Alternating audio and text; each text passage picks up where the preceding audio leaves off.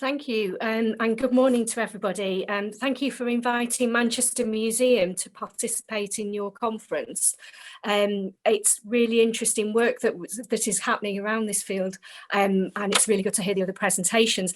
I'm Andrea. I'm going to talk about how we've developed our dementia-friendly programmes at Manchester Museum, and then my colleague Chiara will talk about how our digital engagement, how we've moved our programmes online during lockdown.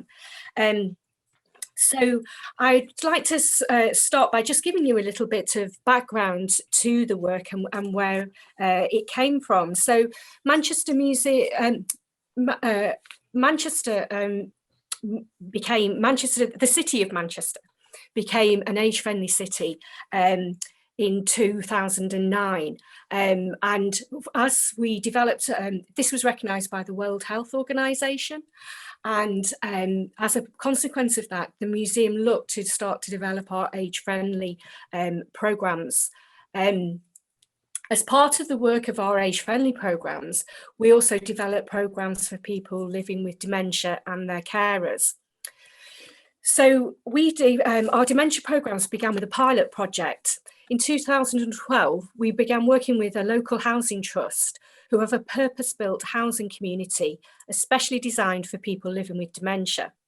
Their aim is to help people to remain independent and active in their local community, supporting them to enjoy their interests whilst having specialist care and support on site. So they have independent living units, but they also have the support network there. The support environment enables residents to live as independently as possible in a safe environment. So together with their care support staff, we developed a pilot project called Coffee, Cake and Culture. This pilot was delivered jointly by Manchester Museum and the Whitworth Art Gallery, and both organisations part of the University of Manchester, and we work in partnership together. They are the art gallery, we're the museum of the university. The aim of this pilot project was to test if cultural engagement would have a positive benefit for people living with dementia and their carers. And it was to test out if it had impact and enhance people's well-being on both people living with dementia and, as I say, their carers. We wanted people to help them feel valued and included. And the sessions were designed for participants and carers with creativity being focused in the here and now, so in the present, rather than creating a reminiscence programme. We wanted participants to enjoy a visit to the museum and gallery together, so it was very much a social experience, and as I say, to enhance their well-being. And the experience was for both parties as participants, rather than in the roles of caregiver and care receiver. So that was important to us. The format of the visit consisted of a carefully planned programme in consultation with care staff to meet the group's needs. So prior to the museum or gallery visits, members of the museum team would take collections out to the supported living venue to enable staff to meet the participants and introduce them to the museum and our collections. And that social contact prior to the visit, meeting people in their own space, was very important to us. And it also allows staff to assess the needs of the group, but also get to know the group socially. On the day of each visit, the group would be welcomed by museum staff who would meet the group outside the entrance to the museum. And staff would be on hand to assist the group from their minibus and help take them into the building. And again, we found that very important, that welcome. Once inside the museum, the group would gather and it was explained to them where they would be going and what they could expect to see. Every visit included a guided tour of one of our galleries or a temporary exhibition. And the group would then move into a community room where we'd carry out creative activity inspired by the gallery or the collections that they have seen. They'd have the opportunity to do object handling, or we do creative artwork pieces, or actually develop storytelling and written pieces based on their experience of interaction with the collections in the gallery.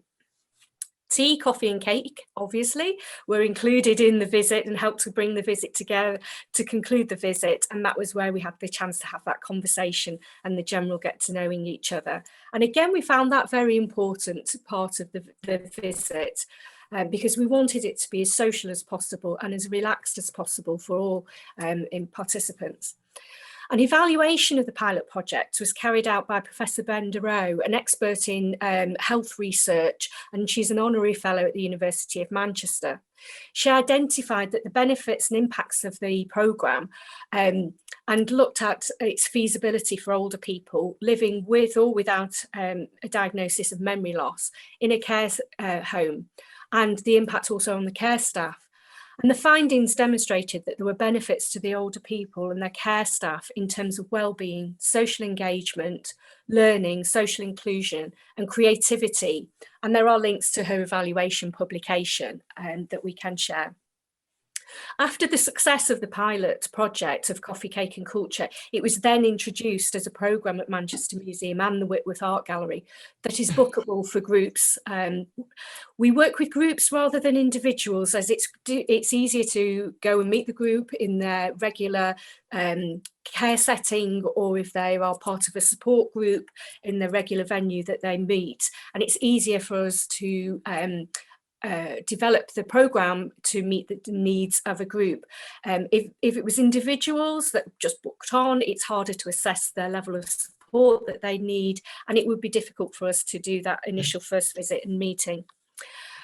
Following the introduction of our programme, our work continued, and a colleague of ours, Wendy Gallagher, worked with Together Dementia Support, who are a charity that support people living with dementia and their carers. And they have a weekly group called Fabulous Forgetful Friends.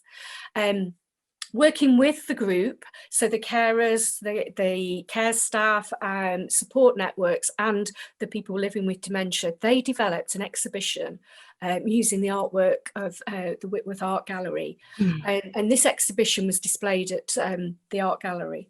The learning from this work was put into a publication, a handbook for cultural engagement with people living with dementia. And that was contributed to by gallery staff, dementia support specialists, people living with dementia and their carers, and is available on PDF format that we can share with people.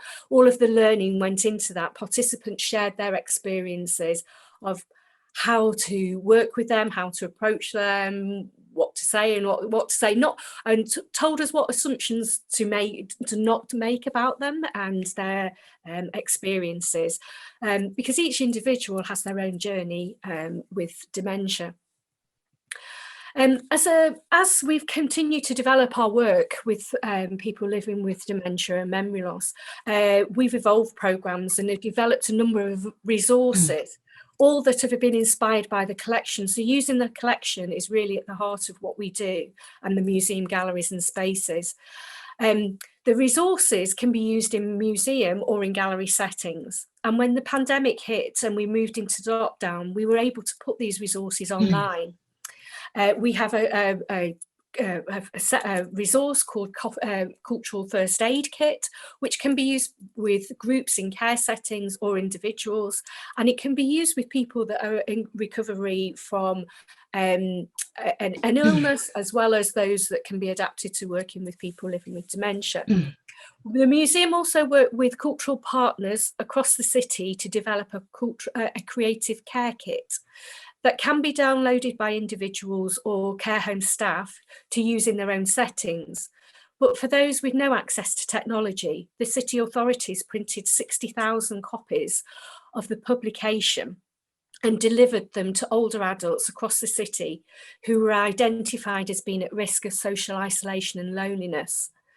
The kits have creative activities inspired by museum collections, and they're anything from colouring sheets inspired by museum collections to creative writing activities, all of which can be carried out in a care setting or in an individual's home. And it was to really inspire people to keep creative and keep connected. The kit was contributed to by the museum and galleries across the city, but importantly by the Manchester Cultural Champions. And the Manchester Culture Champions are a group of culturally active older people in the city who are artists and activists and group leaders. And it was an example of how we work with older people to develop programmes for older people and develop resources that are meaningful to them. As we are currently still in lockdown in the UK, and our museum galleries are closed, as well as putting resources online, we've been actually able to develop a new programme that can be delivered online for groups, because we can't run coffee, cake and culture. We have a new programme called Made to Measure, that is a programme that is open to charities, care homes, support groups and other organisations who work with any age group. And these events are tailored to the interests and needs of participants, and will give participants a chance to meet a curator, find out more about our fascinating collections and ask questions. Made to Measure is led by our family coordinator and is delivered by our curators, who tailor their talks to the interests of the group, which can be between 10 to 20 participants. Our family coordinator will have detailed conversations with the group leader to gain an insight into the level of the support that may be required. And this will inform how the programme is developed. So no two programmes are the same, as they are made to measure.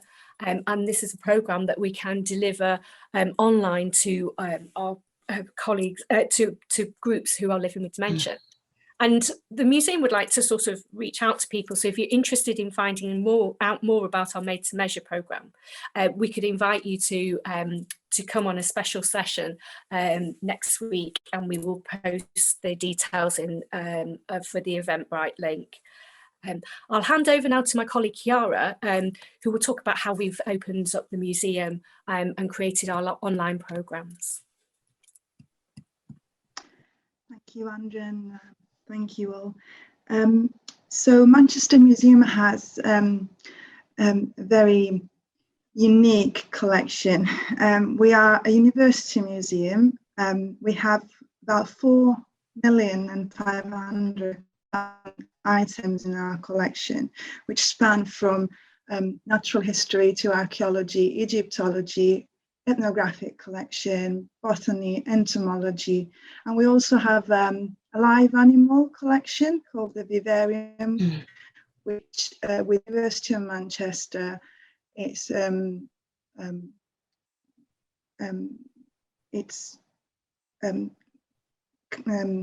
on a program of conservation of endangered species of animal, mainly from Central America.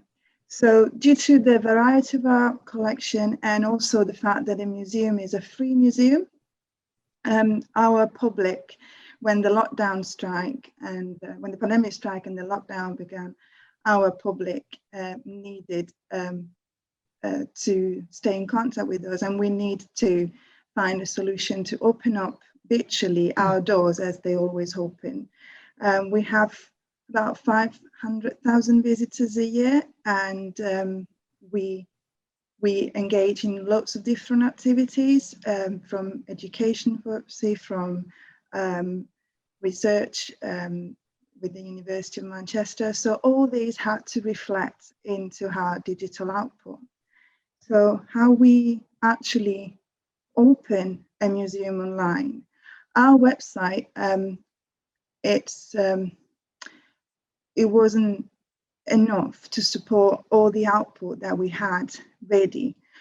So what we did was create a new website that was optimized for mobile, and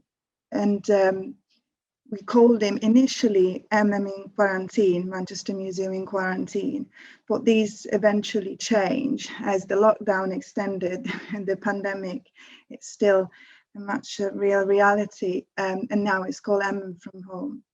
So we really wanted these websites to be a way that people could be connected to spark joy and creativity, especially because it's been proven that in critical time like these, museums are definitely an important part of what makes connection, makes a difference in people's life about connecting and being inspired.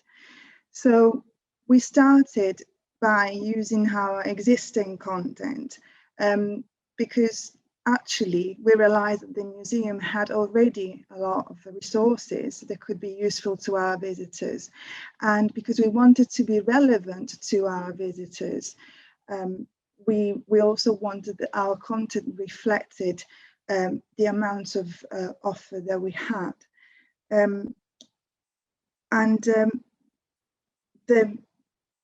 When we curate Manchester Museum, the purpose was to satisfy their curiosity, but also to don't stop the work that we were already carry on physically. So later on, I will show you some data that actually demonstrate that what physically happened in the museum before, it does really reflect the same digital activity that we had in the last year. So inside this major container that it keeps growing as the lockdown extends and our digital engagement continues.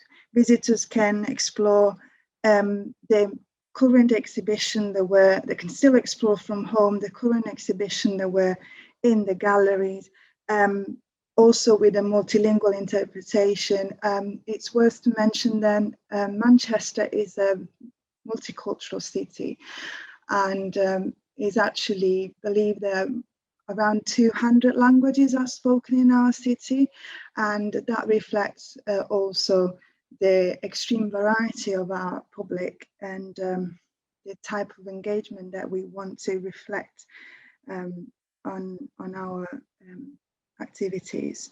They can drive a brave conversation on great challenges of our time, like climate change, social justice. It's a reflection of the entirety of our offer. And the resources, they're mainly divided in three main categories, which are for families, homeschooling, and educators, from adults, and resource for adults and research, and resources for carers. And of course, there's also like a big section of online events where all our digital output that during the year expanded in podcast and weekly appointment with curator get constantly updated. So we wanted something flexible that it could really reflect the buzzing activity that the museum has carried on physically before the pandemic, and now actually digitally with this situation. To do so, we needed to be us and be uniquely us, which means that because of our collection, our type of collection, we already used our collection in a very creative way to building and to build on our two mission, which is like building understanding between culture and creating a sustainable world. So our collection does really help us to create those narratives, to expand those storytelling. And as Andrea already said, the program Cake and Culture and Made to Measure made no exception. But because when we started with the digital output to create a quite unique output, the first day we launched a campaign on social media called the Encyclopedia of Wonderful Objects. Now, the social media and website are inevitably, they are becoming inevitably the place to go, especially when the physical museum gets closed. So website and social media are becoming your physical virtual space. And reflecting on the output that we had and the feedback also that we had from our campaign, we actually realized that our content was very relevant. And also we start to reach out to a public or an audience that we didn't have before. So the Encyclopedia of Wondrous Objects, just to explain what it was a daily dose of wonder and a daily dose of awe and wonder. So using objects from our collection, we were every day building a narrative that would involve not just our mission or our object itself, but also reaching out to other organizations and partners that we work with. And this networking, this amplification of networking, it becomes vital, especially where we are more isolated. It looks like we're more isolated than ever, but we actually connected to a wider world as possible. And the third key point was that collaboration. So usually communication teams in cultural institutions have limited resources in terms of times and staff, but collaboration across departments really makes a difference, and not just inside the museum itself, but also reaching out to other organizations that you've been working with. And in a year's time, we actually saw the shift of our digital engagement into numbers. We reached a number of 90,327 visits, which is data from last week, so probably is more around that number now. We reached people in 135 countries in about 4,500 cities. And as you can see from the chart, the top countries is UK, but we also have USA, Italy, Canada, India, Germany, Ireland, Australia, France, Spain, and these fluctuate a lot with especially with the output that we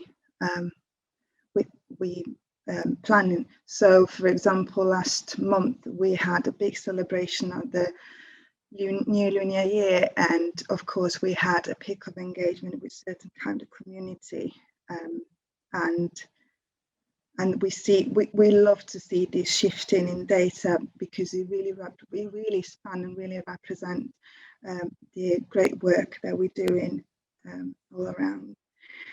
And when we analyze how our output is performing, and these are actually important data, important numbers when it comes to thinking and planning strategically for the next activities. It does still, our digital output, it still does reflect virtually what would have been happened physically in our museum. So we have, for example, a big of our activities are used by families and educators. Our events are still very well attended with big numbers. The line exhibition and display had a shift. They were very popular at the beginning of the lockdown, but slowly they're becoming a more steady number. But what is very interesting is the made to measure, the resources for carer, the age friendly, and the Habit to Have and to Heal, which is another program that developed from Egyptology in lockdown and is offered to a particular group of vulnerable people. These programs are steady and they keep reaching out constantly to our audience. And in the last year, we have continued to engage digitally in multiple ways. We've been able to, using remote working strategies, we were able to continue recruitment, work placement, activities through the entire period. We also pioneered volunteered internationally. So we are working remotely, but our work hasn't stopped and hasn't changed in the spirit and in the way that we deliver. And actually we widen up part of our audience in quite a very interesting way. And the way we reach out from our websites, of course, is social media. And two main things to remember when we communicate in this way is the tone of voice that we have to keep. So to engage and not to broadcast, it is very important, because as you would do in your museum, in physically, in real life, you should do it in... Scusi se la interrompo, purtroppo bisognerebbe un po' stringere perché siamo fuori dai tempi. Ho finito. Grazie, scusa tanto. And accessibility is a must. So the entire website has been designed with accessibility in mind, as you would do in the physical space, you will have to do it online as well. And please follow us if you're interested to see what we're doing. And thank you so much for having us.